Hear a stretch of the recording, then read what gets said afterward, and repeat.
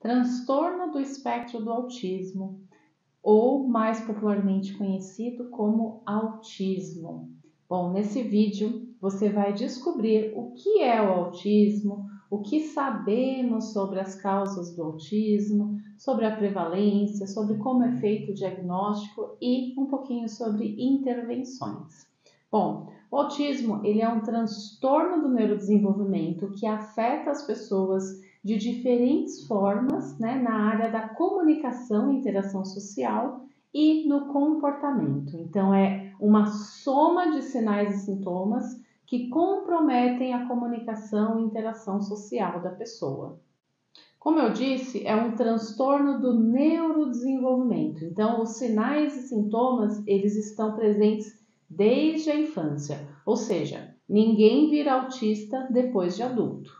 O autismo não é uma doença, não é uma síndrome, é um transtorno do neurodesenvolvimento. Então, a pessoa nasce autista e sempre será autista. Outro ponto importante é que ninguém é portador de autismo e de nenhuma outra deficiência, ok? A forma correta de dizer é pessoa com deficiência, PCD, e não pessoa portadora de deficiência, porque se eu porto algo, eu posso deixar de portar a qualquer momento, e isso não acontece com a pessoa com deficiência.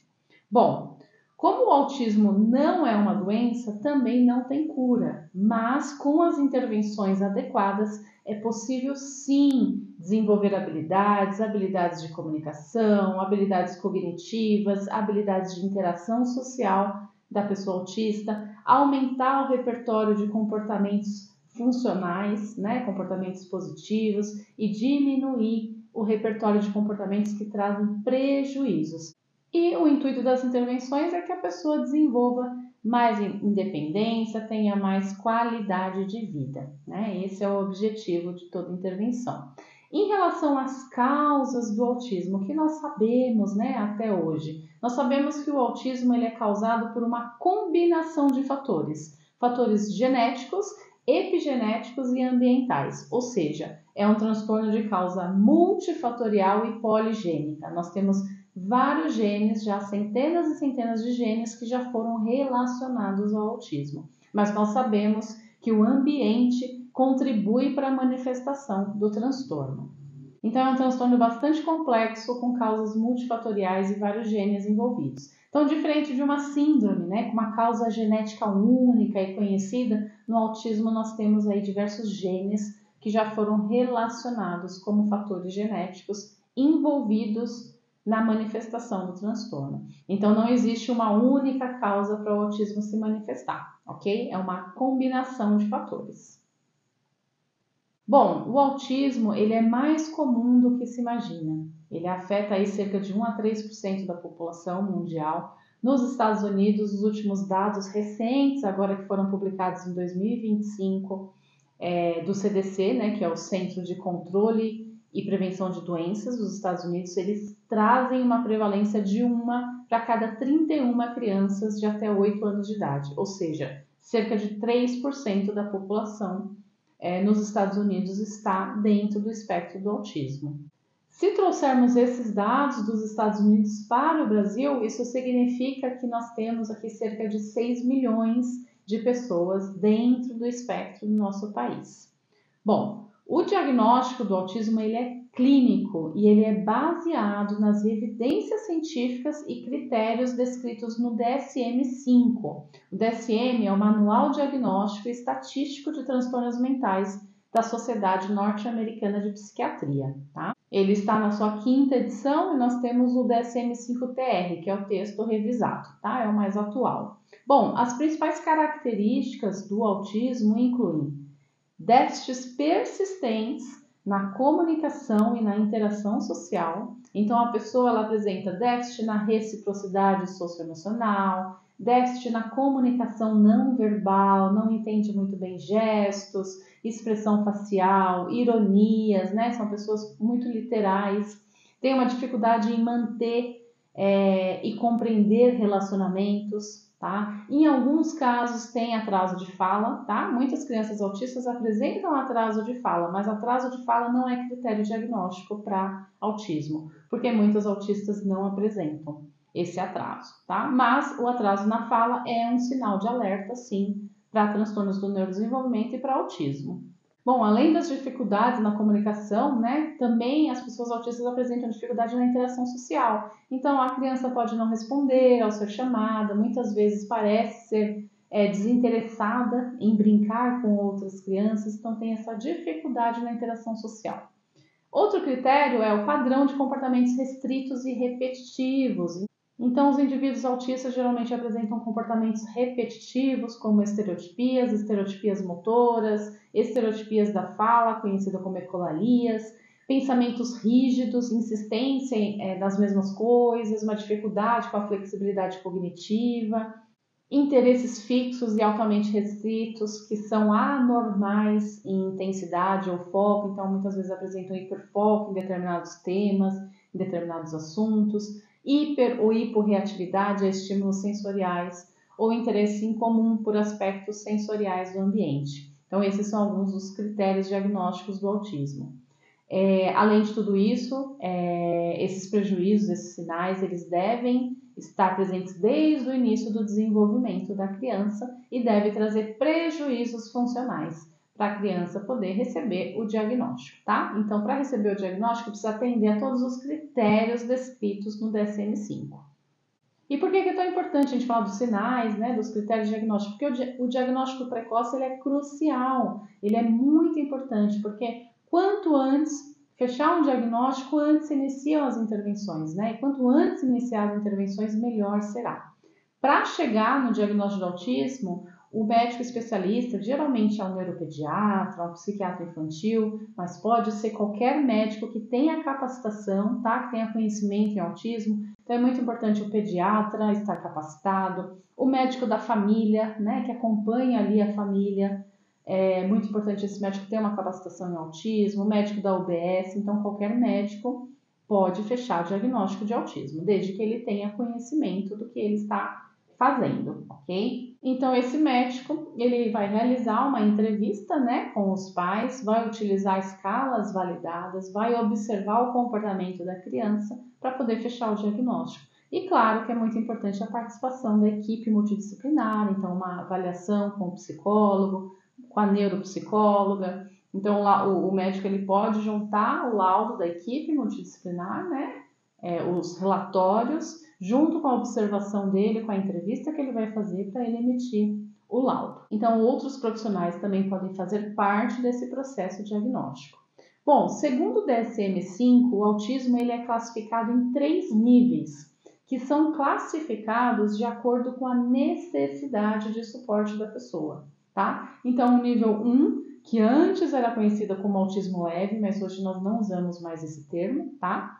O nível 2, que antes era conhecido como autismo moderado, e o nível 3, que antes era conhecido como autismo severo. Então, cada nível de suporte vai exigir uma necessidade de suporte diferente. E é um transtorno muito amplo, muito complexo, as pessoas são muito diferentes, os sinais e sintomas se manifestam de diferentes formas de acordo com cada indivíduo. E o autismo é um transtorno muito complexo, né? É um espectro, tá muito amplo. Então, os níveis, os indivíduos são muito diferentes, mesmo dentro do mesmo nível, porque os sinais e sintomas se manifestam de diferentes formas, tá? A intervenção, ela começa com o diagnóstico. Então, quanto mais cedo a identificação dos sinais, melhor. Por quê? Existe um processo biológico no nosso cérebro chamado de plasticidade cerebral ou neuroplasticidade, né? E a neuroplasticidade ela é maior nos primeiros anos de vida. O que é a neuroplasticidade?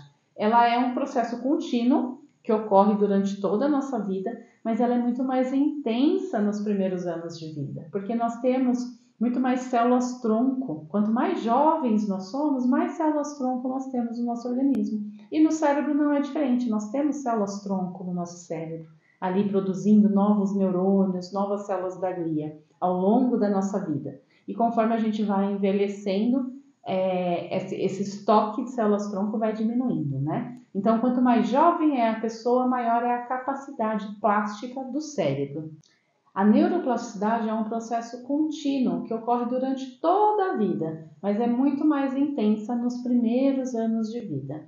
A neuroplasticidade, ela é o quê? Ela é a capacidade que o cérebro tem, que o cérebro possui de se reorganizar, de se adaptar a mudanças, a capacidade de fazer novos caminhos e adquirir novos aprendizados. Por exemplo, uma criança pequena, ela aprende uma língua, uma nova língua, muito mais rápido, com muito mais facilidade do que um adulto, né? Porque o cérebro dela está ali mais propício a novos aprendizados, né? Por isso que a intervenção precoce é tão importante. Então, o cérebro dessa criança ele ainda está em desenvolvimento, está consolidando os aprendizados. Por isso, o ambiente, os estímulos são tão importantes durante a primeira infância. A intervenção no autismo ela é multidisciplinar, dependendo das necessidades de cada pessoa. Ou seja, a intervenção ela é individualizada, mas a base da intervenção deve ser comportamental. Lembra dos critérios diagnósticos do autismo? Dificuldades na comunicação, interação social e no comportamento?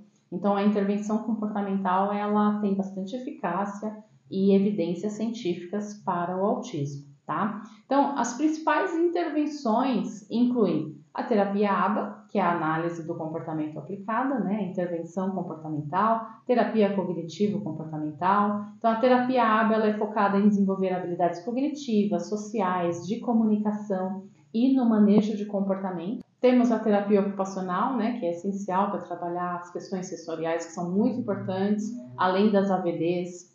A terapia fonoaudiológica, que vai trabalhar o desenvolvimento da linguagem, a intervenção motora, né? Tem muitas questões motoras envolvidas no autismo, em relação à coordenação motora, hipotonia, equilíbrio. Temos também a intervenção medicamentosa para tratar sintomas e comorbidades, não existe um medicamento para o autismo, certo?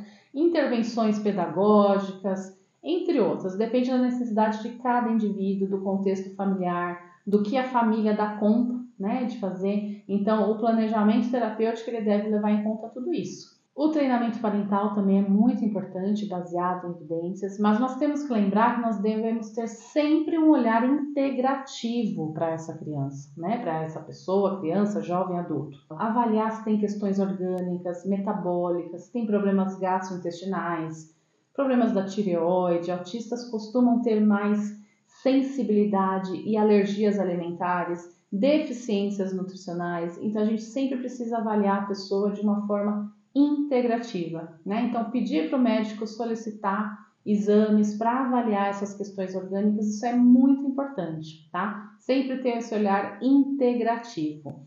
As crianças com autismo, gente, cerca de 70% apresentam seletividade alimentar. Então, é muito comum que essas crianças, jovens e adultos, apresentem deficiências nutricionais. Então, a suplementação é muito importante. A gente precisa olhar para esse indivíduo como um todo, tá? E não somente olhar para o autismo, vamos olhar para a pessoa. Então, é muito importante a gente fazer uma investigação muito bem feita e ter esse olhar integrativo para a pessoa autista. Então, se você perceber qualquer sinal de atraso no desenvolvimento ou algum comportamento fora do esperado, procure a ajuda de um profissional o quanto antes para fazer uma avaliação. Diagnóstico e intervenção precoce muda vidas e muda trajetórias. Compartilhe esse vídeo com outras pessoas.